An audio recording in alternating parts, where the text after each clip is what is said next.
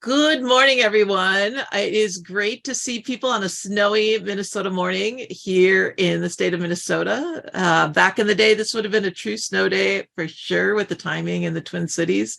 I know some of you have e-learning days. We're excited that you could join us for part one of a sense-making series, a series of webinars MDE is doing in partnership with the Minnesota Council of Teachers of Mathematics.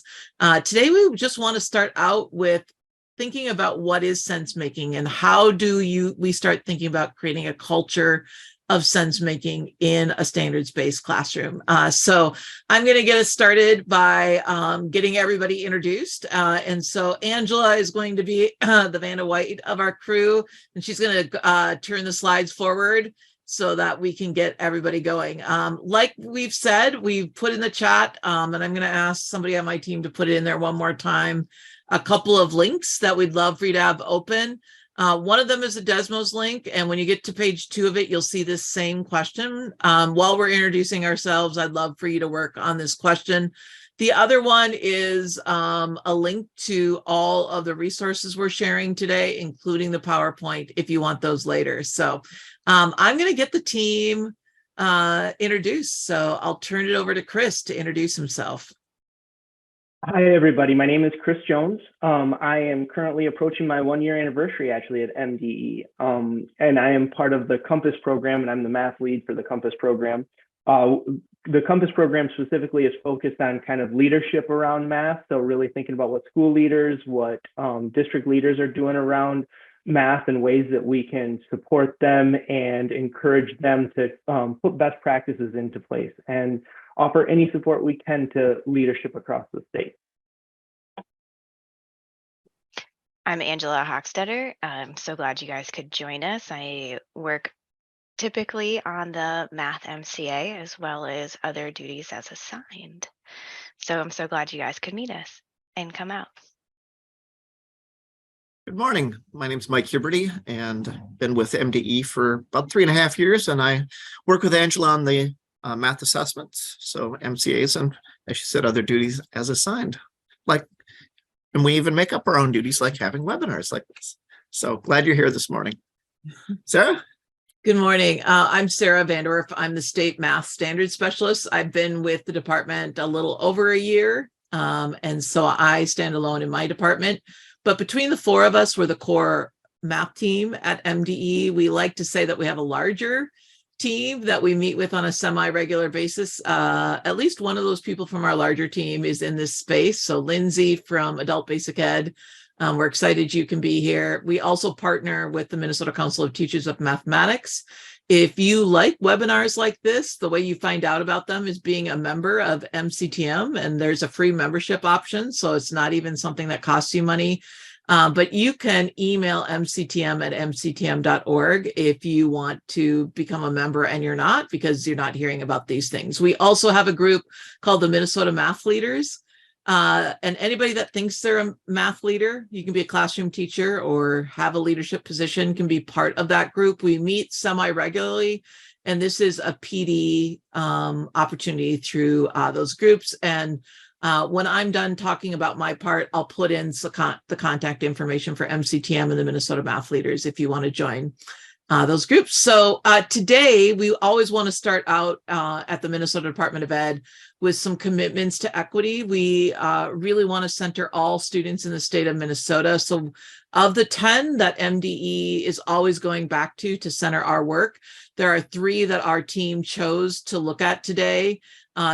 Starting from within, it starts with us, you being part of that. Today, we're going to look at the adult actions that are linked to sense making. And so we're going to start with us. And then our work is always centered around the implementation of standards. So how is this connected to standards? You're going to even get to hear about tools that you have available connected to this work that Mike will talk about related to assessments in the standards. And then our goal is to improve the conditions for learning for our students. But ultimately, that goes back to, if you click again, Angela, it starts from within, will always lead to improving the conditions for our students. So what will that look like? On the next screen, you will see what those commitments to equity will look like in this webinar. So really quickly, I'm going to go through all 4 boxes.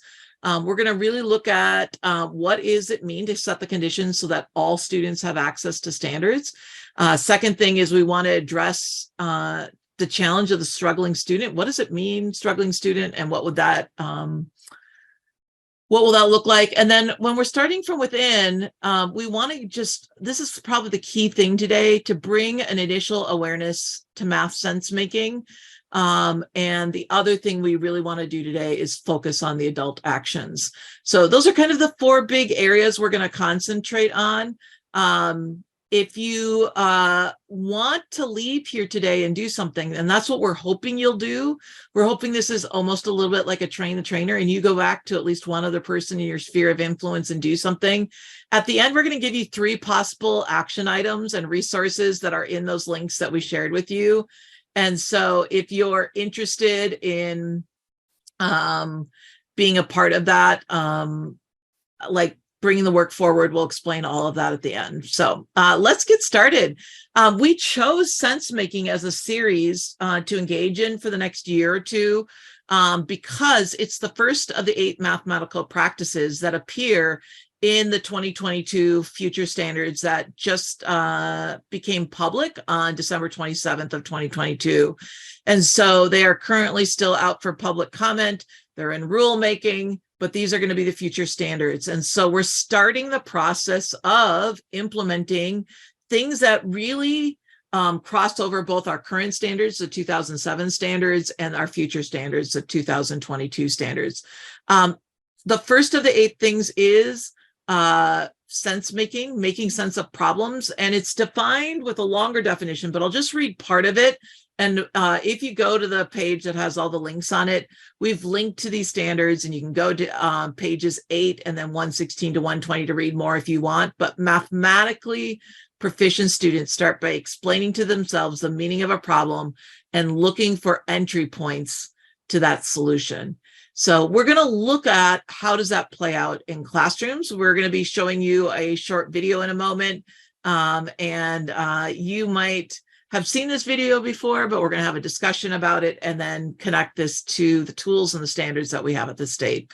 That's the big goal of today. So let's get started by having you do a little bit of work. And so the video that we're going to show comes from my friend Robert Kaplinski. In the video, you will see a problem, and I'm hoping that you're in Desmos.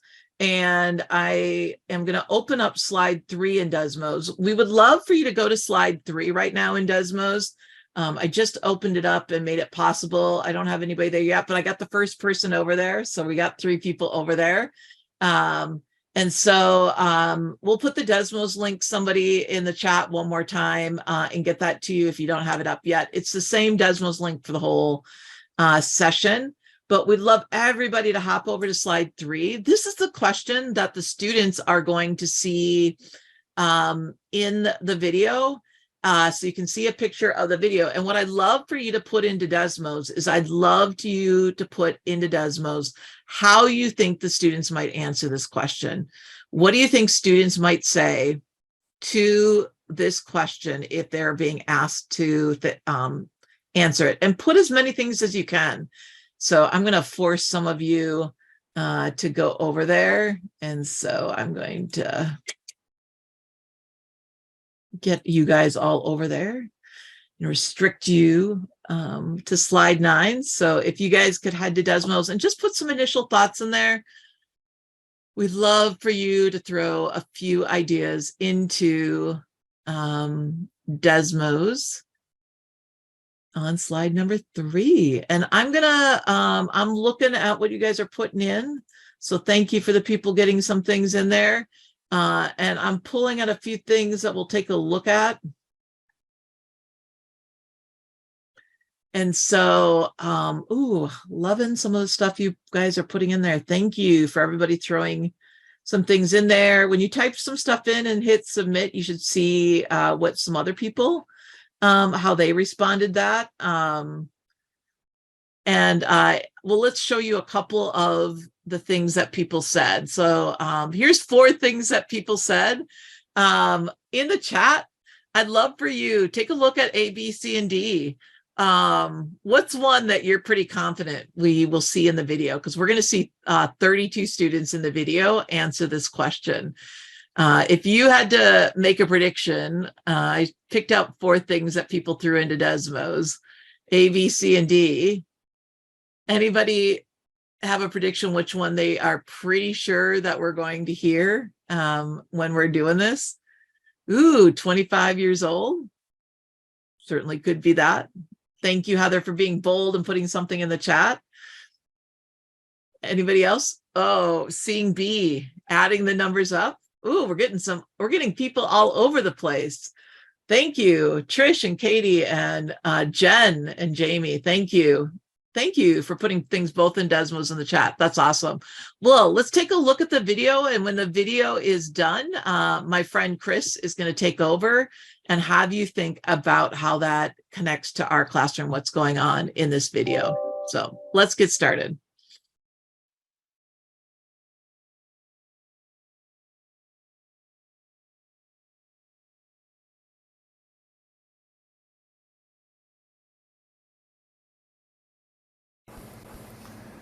There are 125 sheep and 5 dogs in a flock. How old is the shepherd? What? There are 125 sheep and 5 dogs in the flock. How old is a shepherd?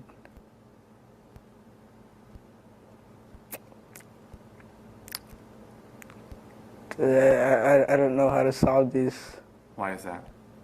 because it doesn't talk about anything about the shepherd. Like, it doesn't say how old, like how long he's had them or anything. So like, it doesn't give me any hints about anything. Yeah. Okay. Thank you very much. There are 125 sheep and 5 dogs in a flock. How old is the shepherd?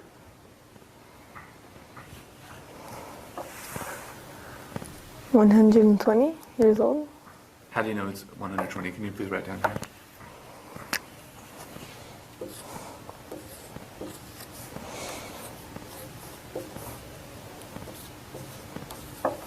Now, how do you know that the shepherd is 120 years old?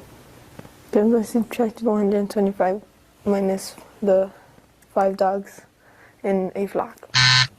Okay. Thank you very much.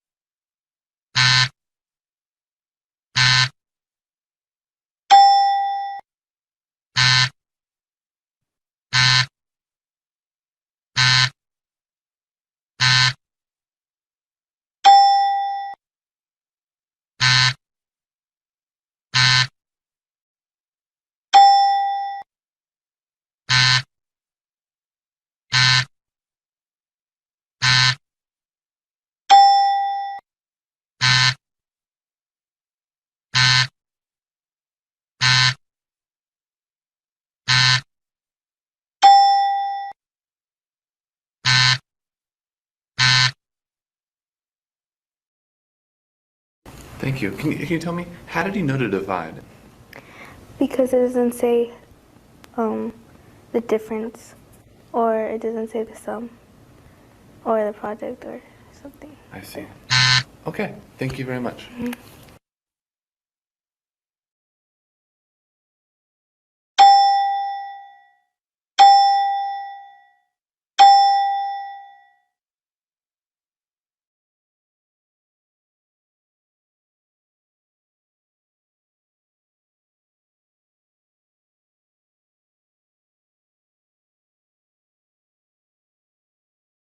All right. All right, that's a great video. And while we're getting that next slide to come up, so of the reactions, there was 32 students and 75% of them gave a numerical response. So that's a big chunk who are just working with the numbers in there. Look, so in the chat, come off the mic or come off mute if you feel like it. But what are your initial responses to that?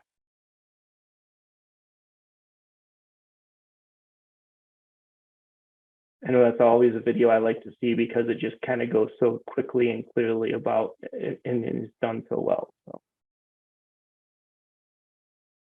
just initial. I think the Is part it that stuck out sad? to me, Yep. the thing that stuck out to me the most was at the end when she was just saying it was because they didn't see some or difference, you know, how trained the students are to that, and not really doing the thinking around, does that even make sense? Yeah, that idea of like that they're trained to do this actually. I like that Heather said it's a bit sad. Anybody agree with that? Or Janelle, I interrupted you. Well, I wanted to also, I think, add on to that. It's not about the thinking. It's just really about getting that answer. It's not about that process or learning to learn. Learning to learn. I love that.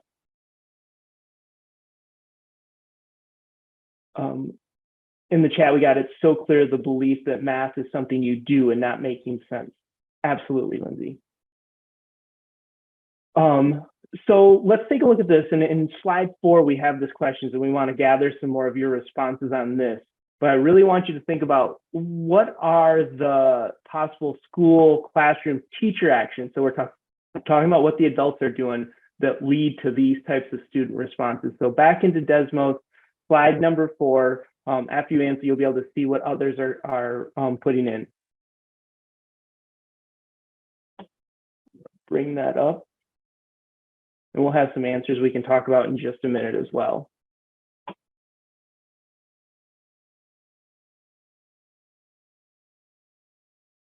Like we got most people over there, so I appreciate you for that.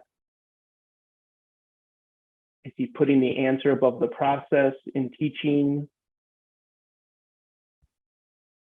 As we're getting some of the samples in. We can probably go ahead and go to the next slide. So these were some that we chose that really stuck out to us. Word problems and assignments are always boiling down to doing a calculation. I like the number 4 on answer A. The culturally, math is associated more with calculations than anything else. And I think the question is, who sets up that culture? That is what is expected. It's our big question right now. Putting the answer above the process in teaching. C, the I do, you do, we do instruction. So they're just trying to recreate what they've seen instead of slowing down and thinking about what it's really answering. The focusing on correct answers instead of processes. Teachers use keywords in isolation, not modeling. These are all important things. Is there any other thoughts that people had that they wanted to put into this space about what they see going on here or possible classroom or teacher action?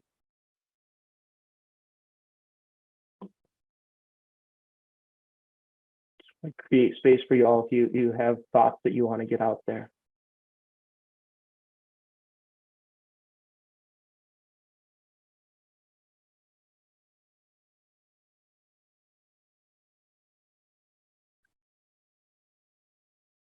Ooh, Jen, can you say more about why C resonated with you?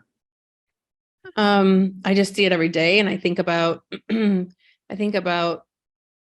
how that training, in my mind, it goes back to the training, right? Like they're trained to do this. And so how do we like undo that a bit? Like that's hard. I think the teachers that are trying to undo it, especially as kids are a little bit older, are really struggling, right? Because the kids are frustrated, just show me how to do it and I can repeat it.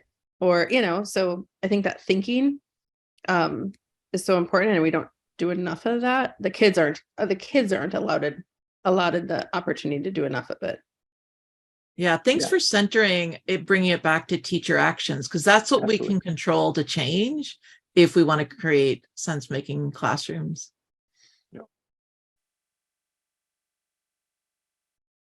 Missy said B. Do you mind if we hear from one more, Chris? Yep, we got time.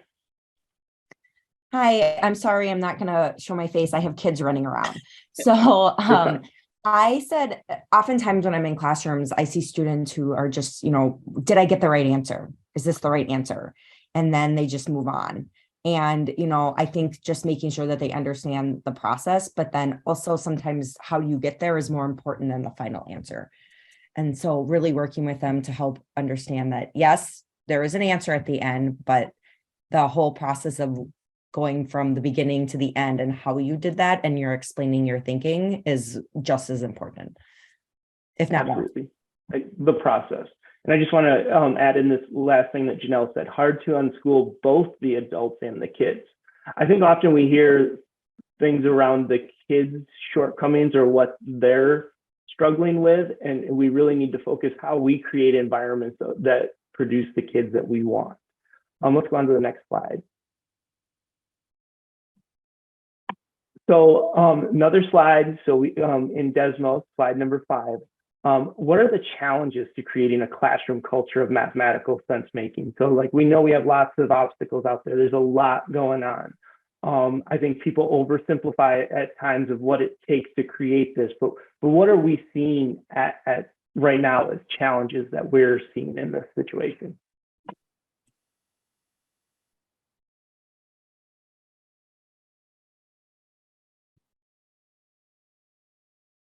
I think, Chris, just what you said too, that really those designing those experiences, that not only is that quantitative answer, but also how are we creating those skills for those learners to grapple with academic struggle, to fight through some of those frustrations. So it's designing the experiences and then also the skills that go along with those experiences. Right. And making that the norm of the experience that they come into too, instead of we're having a special day that we're doing something different, but it's the norm of every day. All right, so we're in slide. I'm sure we're getting some answers right there because everybody's in. So let's see.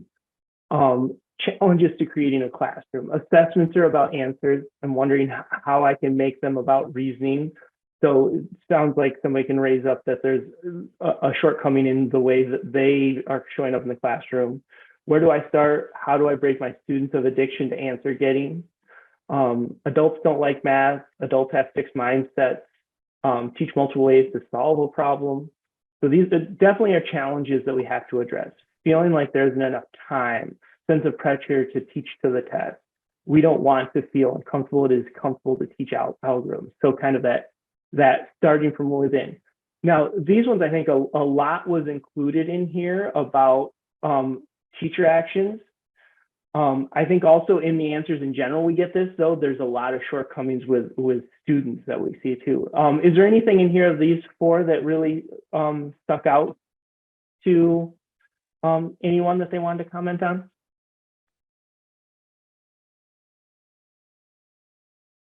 Your D frequently, the not enough time.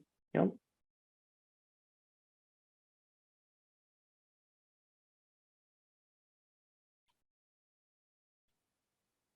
Lots of D.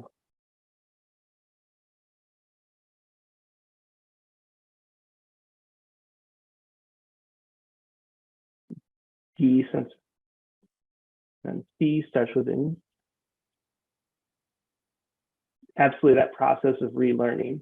And actually, that'll let me build on a point that I think people don't always, well, all of them, yeah, that start with within idea. One of the things I've noticed and had to actually come to grips with myself is my role as the adult in the classroom, like how much myself and people who I've coached in the classroom are really drawn to, my student has to leave here with the right answer. Like my role in the classroom is getting them to the right answer. That's my identity as a math teacher. That's what a math teacher is for. In this 45-minute block, we're going to get to the right answer. So we also put pressure on ourselves that we're not even thinking about to get them to that point, versus can I have them leave here with a great set of questions in their head that they're going to come back to tomorrow, and we can continue this conversation and that being the norm.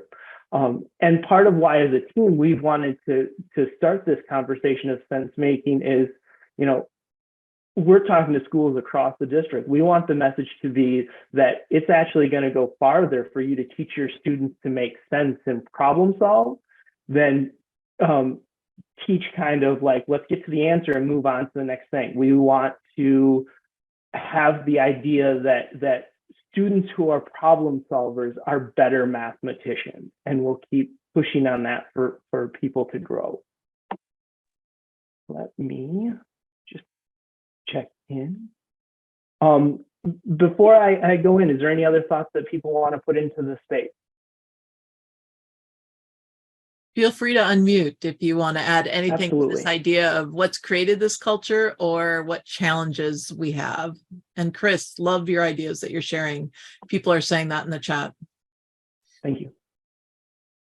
I was just going to say, for many of us who have read Building Thinking Classrooms, he talks a lot about that institutional norms and what we've created and what's been an institutional norm for so long. So how do we move away from that with teachers and give them the freedom to have this this ability to create this sense making in their classroom and move away from those institutional norms?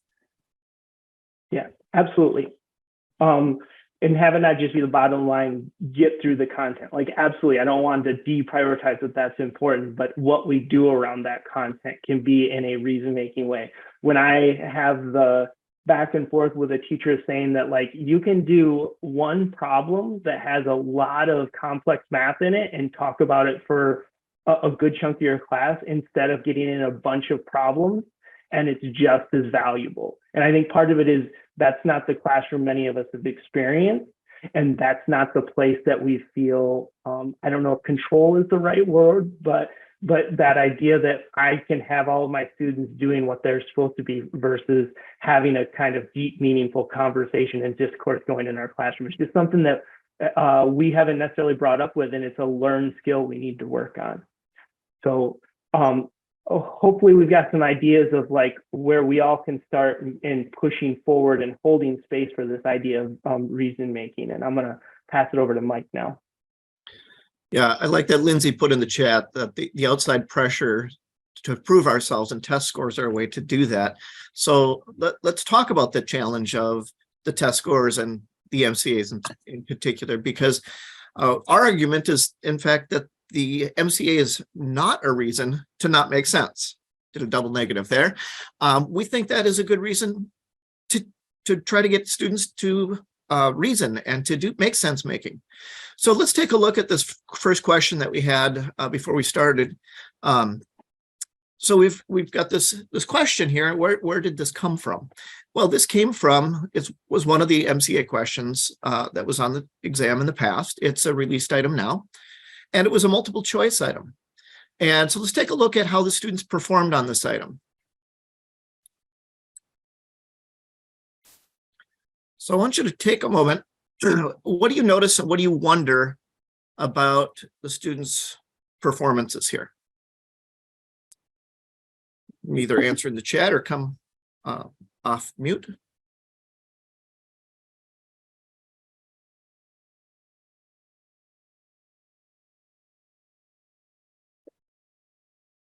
Thank you, Heather.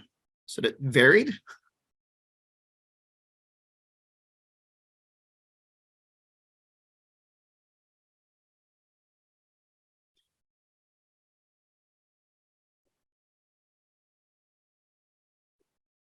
Mike, I think it almost looks like pure guessing on this item.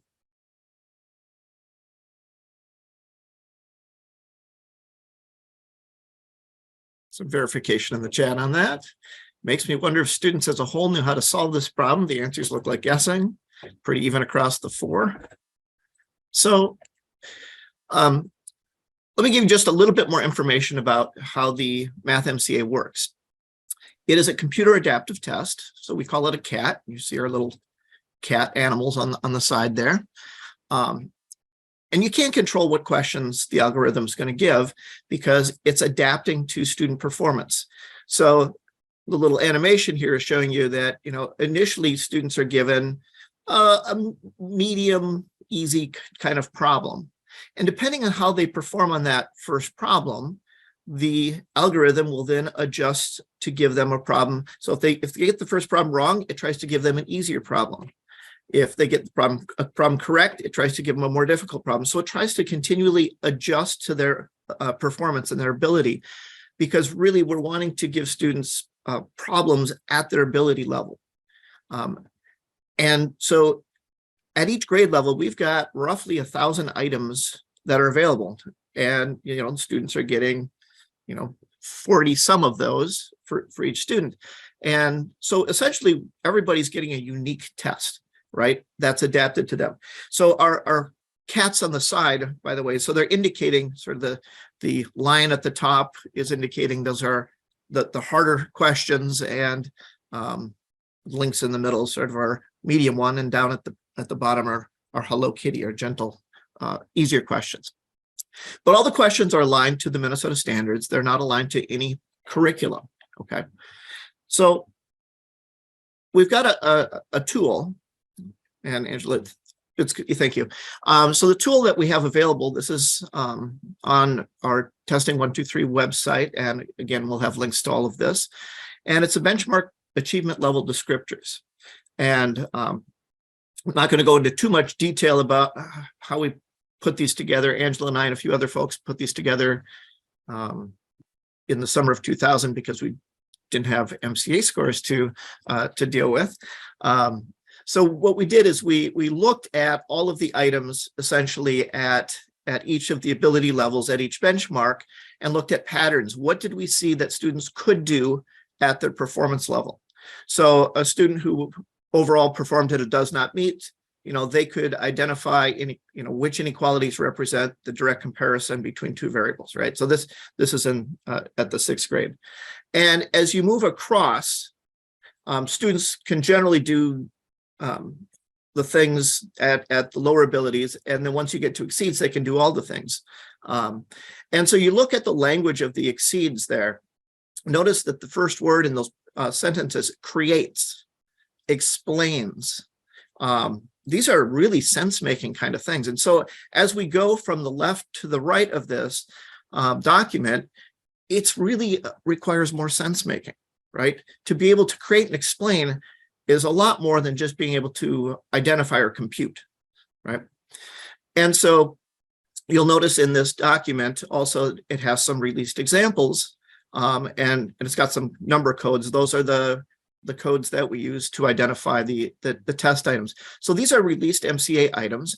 And in particular, the question that we had shown you at the beginning, and we're just looking at again, it is in fact that item right there. It's in that exceeds category. So it is a more difficult item. And let's go back and take a look then. So we've got, where do we find these items? They're in what we call the Minnesota Questions Tool, or the MQT, because we abbreviate everything. And you can search by the question ID. So in the bold document, you can grab that number and type it in, or you can just go and search by content. Readings in there as well, and science has just a couple. Math, we've got a lot more. In fact, we've got a couple hundred at each grade level, except for grade 11. We're gonna get more grade 11 for you this coming summer, but we have a few hundred in there. And so this one question that we were just talking about with the ages. So here's the actual options for the that were given on the MCA. So the A, B, C, D, we didn't show you those before. This is what the options actually were. And so from that, it looked like kind of students were guessing, is what it kind of looked like. And really only those real top performers were able to be very successful on that item, right? So as in our CAT terminology, this is sort of a lion question, right? It was a much more difficult question because they had to, although they didn't have to create it, they had to identify which one, but essentially they had to create it to be able to correctly identify, right? That requires sense making. And in the questions tool, then we also have the ability, you can look at and see, the performance of the students that we had just shown you, as well as what the rationales are, possible rationales for why a student may have chosen the other answers. So if you look here, we see that choice D was the correct answer. Basically looked like students guessed overall. Again, as I said, the students who did perform well on this tended to be the students who performed very high on the MCA overall, but they really had to make sense of it. And so we've got some rationales. Again, they may have chosen the other choices for something else, but here's some plausible rationales for why a student could have tried to make sense of the problem and chosen one of the others, as opposed to, of course, they could have just guessed, right? Go ahead and move on. Angela. Yeah, so so all of this information is in the questions tool that you can search. As I said, there for most grades, there's a couple hundred, and we will hope that you will use these not just to say, here, students, here's practice for the MCA. Remember, there's thousands of items we've released, even though we've got a couple hundred. Just if they did that, that doesn't prepare them for the MCA. You say, okay, I've mastered these questions. Are you ready for the MCA? No, that's not going to do it. You got to have sense making. So we're not going to say that the MCA is an excuse to not do sense making. Yeah, we understand there's pressure. We've got to, teach to that test. No, teach sense making, because really the only way students are going to get to be in the meets and exceeds category is because they can make sense of the problems that they're going to be given at their level, right? Angela, anything you want to add to that? I guess just to support what we're saying here, because we wanted to bring because everybody's excuse, typically when you work on the MCA, people have a lot of feelings and emotions about it and have something to tell us about the MCA all the time. So what I guess I want to really highlight here is teaching to the test requires sense making because of the sheer number of items that could be pulled, that there is no way to prepare a student for the 42 that they get without doing sense making. So teaching to the test, if you're going to claim that you do that, you do have to teach sense making, because without it, you'll fail the test. Not to come out so strong, but it's true, and we have a lot of evidence for it, data evidence, and looking at those BALDs. And so, and I said BALDs, the benchmark achievement level descriptors. So if you really want to move your students from that does not meet, partially meets categories up into the meets and exceeds, you really have to make sure the materials and opportunities to learn include sense making, because they're not going to get there without it.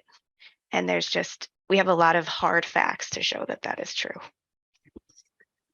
So Mike was just showing you the Minnesota question tool, and Angela's going to go on to the next slide because we want to bring this to a close, but we want you to make some commitments before we bring this to a close. And so we're going to throw you back into Desmos one more time. And we're going to ask you to say, what are some things that you might want to do next after thinking about this? Mike and Angela were talking about the Minnesota question tool and the benchmark achievement level descriptors. One of the big things you could do wrong with that set of tools is go in and grab all these assessment items and put them in a packet and hand them to your students. And so next Tuesday, we have a webinar twice. We're going to repeat it twice at 7:30 in the morning again, and then 4 o'clock in the afternoon, where we're going to talk about sense making within assessment items. And so if that's something that's interesting to you, we're going to go in a deeper dive, because just like looking at assessment items, people tend to go back to what they know. Look for keywords. I'm just going to randomly guess. So how can you tweak those things to create sense-making experiences? And we'll have 3 really good ideas at that. But if you go to the next slide, Angela, on Desmos, we're asking you to type in an action item, and we're going to give you links to everything in that. But I feel like somewhere in there, can you click ahead? Because there's 3 things that are going to be, go back. Yeah, go back to the last one. So we have given you this link to all these things. And in the first box, there are 3 things highlighted in orange that we're going to quickly talk about that might be possible next step action items for you. We don't think you should do all 3. In fact, we think you should just do 1 or do something else. So 3 possible next steps after you leave here today could be, and now you can go to the next one, the following 3 things. So Mike, what's number 1? What's something they could do? So the first one is using those rationales in the released items for doing some sense making. So again, don't use these, print them off and say, here, go do these problems, prepare for the MCA. We've got some ideas of, looking at those rationales, having students take those rationales and say, why do you think a student would answer? Have the students reason out why a student might make some choices incorrectly, or incorrect sense making, I guess we could put it that way. And so on Tuesday's webinar that we're going to give, I will go into more detail about that action item number 1. And then action number 2 is to take what we did essentially with you today. Use Robert's video. We've linked to it in all of our things, and have a PLC with people at your schools around this idea of sense making and what are the adult actions that lead to sense making. So we've typed it up into a quick 1-pager, just kind of what we did today, with links to all the resources that we're sharing today. So if you're like, I'd love to give my coaches, I'm a principal, I'm a district leader, I'm a teacher who's leading a PLC group with a couple other people, this would be a great half-hour, 45-minute, let's do a self-assessment and start doing this locally where we are. And then Chris. Yep. The third action is what we're calling the classroom discourse observation protocol.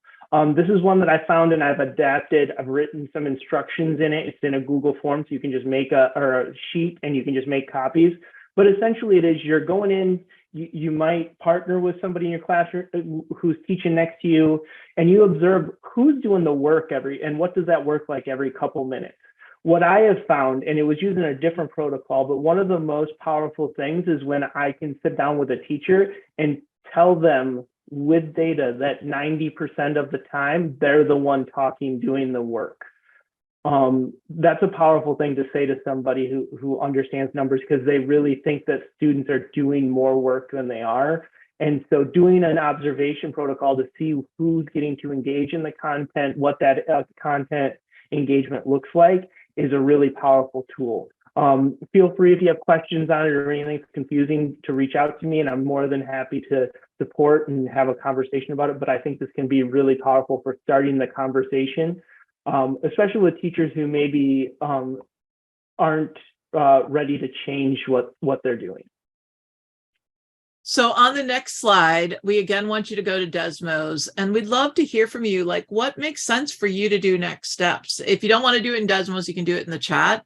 But before you leave today, just if you got up this morning on a snowy day and just listened in because you had a little bit of time and then do nothing with that information, we're still in this lack of sense making. A lot of you mentioned Peter Lozal's Building Thinking Classroom book in the chat. Today, Peter's coming to speak at the MCTM conference, and one of the things that he shares all the time is that 80% of students in math classrooms in America and Canada, where he's at, spend 0 minutes thinking every class period. 80% of students spend 0 minutes thinking. 80% of students spend 0 minutes thinking, and the remaining 20% think for only 20% of the time. So what are the action steps we take? And that's what this series will go after when we're doing things. So on the next slide is contact information for all of us, or I guess it says today was part 1. Part 2 is next Tuesday. We're going to be filming these, and MCTM will be hosting the link. You'll notice in the set of links that we shared with you, it has a place where we will land the link for the video once it's uploaded. And so everything that we do in this series will be in this Google Doc. Zoom links for future meetings and also recordings will be in here. If you want to stay in touch and be a part of this, we are going to be doing part 3, part 4, and so on. If there's something you want to see, throw ideas in the chat. But if you want to do more, one place to get connected is to join the Minnesota Math Leaders Group. And if that's true, I just put the email address for Sharon, the executive director of MCTM. You can email Sharon and say, I want to be part of the Minnesota Math Leaders Group, and she'll add you to the email list. Sharon's even turned her camera on, is waving at you, and she'll add you to that list, and you'll hear about things through that as well. And then on the Google Doc and also on the screen right now is the contact information for all 4 of us. we want to be of service for you. We don't always necessarily have the time to come to every single location, but we might. You can always ask. But we also can use answer questions that you have, help you think through some things, especially when it's related to standards and assessment. That's the job of MDE. State law says that's where we need to center our work, but we're happy to connect you with tools that are connected to those things. So we look forward to hanging out with you in the future. If this was useful or you want to see more, we'll stick around and answer any questions, but I am going to end the recording if I can.